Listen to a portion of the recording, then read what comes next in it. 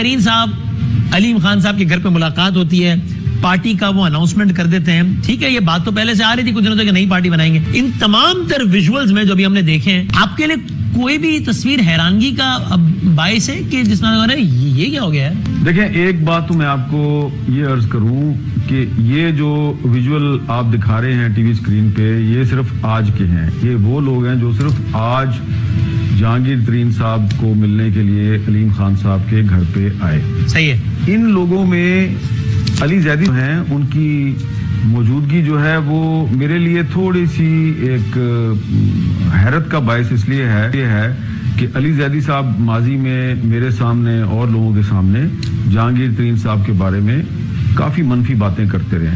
अलबत्ता यहाँ पे फिरदौस हाशिक कवान और फयाजुल हसन चौहान और बाकी लोग जो हैं, उनकी मौजूदगी में मुझे अभी हैरानगी नहीं है। लेकिन बदामी भाई, आपको सरप्राइज होगा, ये सिर्फ पहली किस्त है। जब दूसरी किस्त चलेगी ना, जो लोग पीटीआई के जहांगीर तरीन को ज्वाइन करने वाले हैं, तो दूसरी किस्त जो है वो बड़ी सस्पेंस और एक्शन से भरपूर होगी। और आज तो मैं सिर्फ अली जैदी साहब के बारे में हैरान हुआ हूं कि वो आ गए यहाँ पे। जो दूसरी किस्त में जो लोग आएंगे वो आपको भी काफी हैरान करेंगे, अच्छा यार ये भी आ गए हैं। और फिर उसके बाद जो तीसरी किस्त होगी वो भी बड़ी इंटरेस्टिंग होगी। ये मैंने इसलिए अगली दो किस्तों का जिक्र कर दिया है कि जिन लोगों ने उन किस्तों में अदाकारी के जौहर दिखाने हैं, तो उनके बारे में मुझे जाती तौर पर पता है कि दूसरी किस्त में कौन होगा, तीसरी किस्त में कौन होगा। अच्छा, लेकिन ये जरूर हमें मानना चाहिए कि ये जहांगीर तरीन साहब जो हैं वो एक रिवेंज ले रहे हैं, एक इंतकाम ले रहे हैं, क्योंकि 2021 में जिस अनसेरेमोनियस तरीके से उनको निकाला गया था तरीके इंसाफ से, तो उस वक्त वो बड़े दुखी थे, बड़े परेशान थे। तो आज उनको मौका मिल गया है। जहांगीर तरीन और अलीम खान दोनों बदला ले रहे हैं अपना।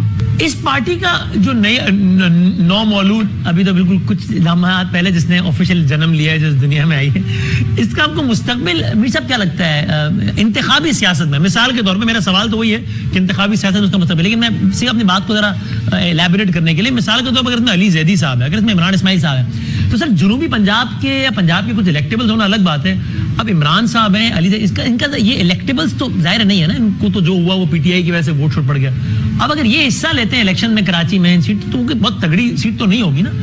तो इस पार्टी का इंतखाबी सियासत में मुस्तकबिल क्या है? देखिए, मैंने आपको पहले बताया कि अभी ये पहली किस्त है और इसमें अभी जहांगीर तरीन साहब जो हैं वो सिर्फ कुछ चेहरे जो हैं उनकी रुनमाई कर रहे हैं। सही है। तो अली जैदी साहब और इमरान इस्माइल साहब जो हैं, यकीनन मैं आपसे 100% इत्तेफाक करता हूं कि कराची की जो इलेक्टोरल पॉलिटिक्स है उसमें ये लोग जहांगीर तरीन के नाम पे अगर खड़े होंगे, तो इनका हाल वही होगा जो पाक सरजमीन पार्टी का हमने देखा है कि काफी सारे इलेक्शंस में वो खड़े हुए, उनके जो उम्मीदवार हैं पाक सरजमीन पार्टी के जो उम्मीदवार थे, नाम तो उनका बहुत था, लेकिन जब वो इलेक्टोरल पॉलिटिक्स में उम्मीदवार बन के आए तो उनको इतने वोट नहीं पड़े। तो उनको तो मेरा ख्याल है काफी वोट पड़ गए। इमरान इस्माइल और अली जैदी को अगर 2-2.5 वोट भी पड़ जाएं जहांगीर तरीन के नाम पे तो बहुत है। लेकिन मेरा ये ख्याल है कि फिलहाल जो है ये सिर्फ इमरान खान साहब को एक जहनी धचका पहुंचाने के लिए कुछ लोग शामिल किए गए हैं, जो कि कराची या कुछ और इलाकों की इंतखाबी सियासत में उनका इतना कोई मौसर किरदार नहीं है, लेकिन उनकी वैल्यू इस लिहाज से बहुत है कि यार ये भी इमरान खान के बड़े करीबी साथी थे। खासतौर पे देखिए ना, जो इमरान इस्माइल साहब हैं, गवर्नर से वो तो गाने भी गाते थे और नेक्स्ट स्टॉप अडियाला वाला गाना तो उन्हीं का गाया हुआ है, रोक सको तो रोक लो वाला गाना। हाँ, तो ये उनका जो गाना है ना, दरअसल वो अपने उस गाने की वजह से जहांगीर तरीन साहब की इस दावत में मौजूद हैं। अच्छा। कुछ दिन के बाद उनको भी आटे दाल का भाव पता चल जाएगा और जब कुछ मजीद हैवीवेट्स आएंगे तहरीक इंसाफ के बड़े बड़े नाम, बड़े बड़े चेहरे, जब वो आएंगे तो इमरान इस्माइल और अली जैदी कहीं दूर बैकग्राउंड में चले जाएंगे। अच्छा, ये फवाद साहब भी जा रहे हैं क्या इधर? दूसरी किस्त का इंतजार करें ना। यानी खिड़की तोड़ हफ्ता है आगे एक बार में। हाँ, खिड़की तोड़ हफ्ता है। फवाद चौधरी साहब आज के शाही में मौजूद थे और ये उनकी तस्वीर ये रुनुमाई भी हो गई है।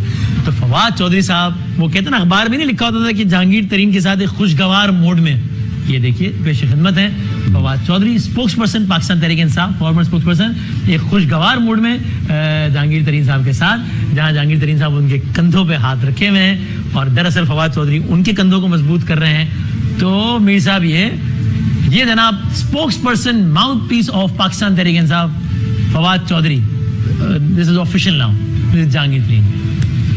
अच्छा, मैं आपको एक बात बताता हूँ।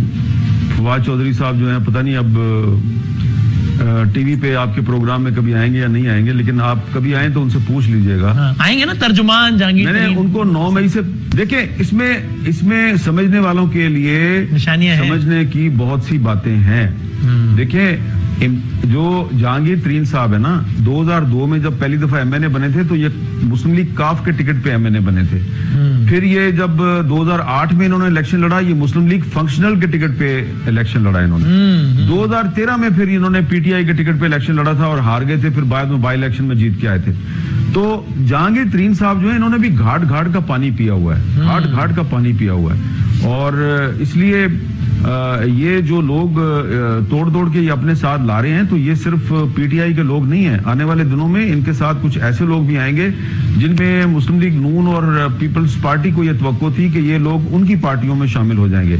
इसमें एक अहम तरीन बात है ना, वो ये है कि ये सिर्फ जहांगीर तरीन साहब जो हैं, उनकी इस्तेहकाम पाकिस्तान पार्टी के नाम से जो एक नया प्लेटफॉर्म उन्होंने बनाया है, फिलहाल तो ऐसा लग रहा है कि ये इमरान खान साहब जो हैं उनके लिए एक ज़हनी सदमा होगा। सही है। लेकिन आने वाले दिनों में आपको ये बदामी साहब समझ आ जाएगी कि जहांगीर तरीन साहब की पार्टी जो है, ये इसमें ऐसे ऐसे इलेक्टेबल्स शामिल होंगे कि आपको हवा के रुख का अंदाजा हो जाएगा। और बहुत से लोग जो आजकल बड़े बड़े दावे कर रहे हैं ना, जिनका ताल्लुक मुस्लिम लीग नून से है और पीपल्स पार्टी से है और JUIF से भी है, वो बड़े बड़े दावे कर रहे हैं जनाब कि अगली हुकूमत हम बनाएंगे, सदर पाकिस्तान हमारा होगा, वजीर आजम हमारा होगा। ये 4 दिन की चांदनी है, फिर अंधेरी रात। तो आप क्या कह रहे हैं, सदर पाकिस्तान या वजीर आजम पाकिस्तान इस पार्टी का होगा जिसने भी जन्म लिया है 10:35 में? देखे ना, ये अभी पार्टी का बकायदा जन्म अभी तो पार्टी शुरू हुई है, मतलब 1 घंटा भी नहीं हुआ। हाँ, अभी तो पार्टी शुरू हुई है। लेकिन मैं आपको कह ये रहा हूँ कि आपको पता चल जाएगा कि ये जो नई पार्टी है ना, ये आने वाली बहुत सी पार्टियां जो हैं उनके अरमानों का खून कर देगी। अच्छा ओके सही। तो ये इमरान खान साहब इसी किंग्स पार्टी की, इसका मतलब बात कर रहे होते थे सर। अब ये यहाँ पर फवाद साहब की मौजूदगी, इमरान इस्माइल साहब की मौजूदगी, महमूद मौलवी साहब की मौजूदगी, इन 3 का नाम मैं इसलिए ले रहा हूं कि ये 3 वो थे जो अचानक एक रोज अडियाला के बाहर नमूदार हुए और बोले कि हम कुरैशी साहब से मिलकर आए हैं और देखे ना ये कैसे इन चोरों के खिलाफ तो नहीं मुल्क को किया जा सकता और ये वो। अब इन तीनों की कुरैशी साहब के बदतरीन सियासी मुखालिफ जहांगीर तरीन साहब के घर से बरामदगी का मतलब ये है कि जो कुछ भी कुरैशी साहब को जिस पर कन्विंस करना था या जो मामला चलना था वो नहीं चल सकी, बात वो चैप्टर क्लोज हो गया है। देखिए, ये बहुत सादा सा मामला है। जहांगीर तरीन और शाह महमूद कुरैशी साहब जो हैं, इनकी जो लड़ाई है ये बड़ी पुरानी है। तो उनके पास एक वाहिद ऑप्शन इमरान खान है और मेरा ख्याल है कि वो उसी के साथ फिलहाल खड़े रहेंगे। वैसे भी उनको इस मर्तबा साबित करना है कि माजी में वो 2 बड़ी पार्टियां जो उनको छोड़ चुके हैं, तो अगर अब उन्होंने तहरीक इंसाफ को भी छोड़ दिया तो उनकी हैट्रिक हो जाएगी। तो कुछ लोग तो हैट्रिक के बड़े शौकीन होते हैं, उनकी ख्वाहिश होती है कि मेरी हैट्रिक हो जाए, लेकिन ये एक ऐसी हैट्रिक है कि शाह महमूद कुरैशी साहब जान की बाजी लगा देंगे। देखें, 9 मई के बाद भी अगर इमरान खान के साथ खड़े रहे शाह महमूद कुरैशी साहब, तो उनको भी जो है वो मुल्क दुश्मन करार दे के उनके साथ कुछ भी किया जा सकता है।